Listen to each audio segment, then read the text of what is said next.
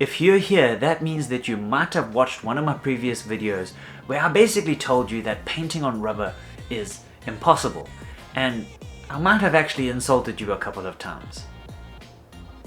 But you're still here, so that's great. Look, paint on rubber all you want, prep it all you want, try to seal it with anything you want. Anything painted on rubber will rub off very easily.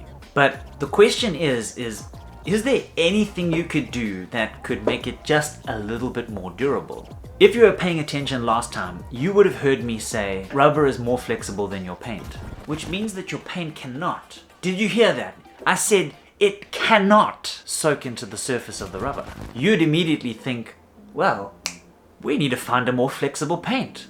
And well, I don't think that's really possible, but I may have found the next best thing. Da da da da da. This is Angelus dye. I've been dying to try this. But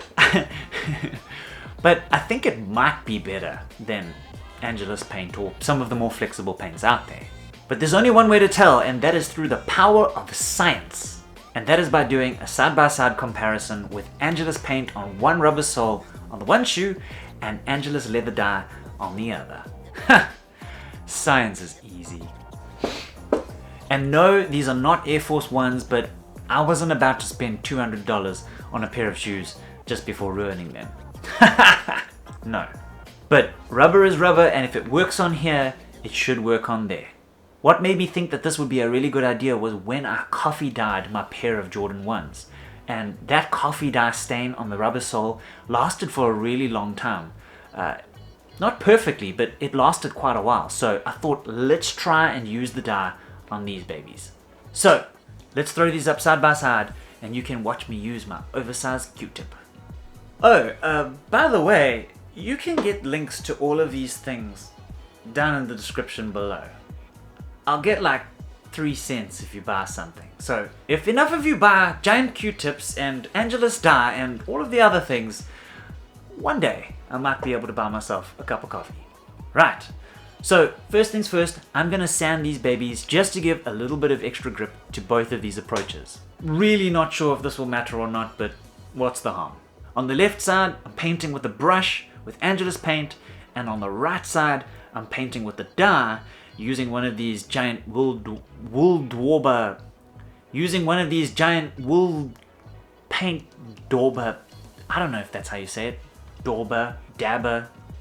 This is how you spell it, so you can decide how you would like to say it. Okay, I've let them dry well and properly now. Let's give them a little test. Okay, first we'll do toothpick, because, you know, everyone needs to be super careful of toothpicks when they're walking around. Next, let's try the blade. Again, watch out for blades out there, people. And now, for a realistic test, let's put these two shoes together. Alright everybody, cast your votes, cast your votes. Who is going to be the champion of this comparison? Is it going to be the Angelus paint? Or is it going to be the Angelus dye? Or is it going to be a tie? Or is it going to be that none of this matters and you've already stopped watching? I think that I can just remove that last one. 3, 2, 1. Yeah, so as I said, guys, don't paint the rubber. It'll look good the first time you wear them, but after that you'll just look like a tool. I have no idea what video is going to pop up, so if it's relevant, you should watch this one.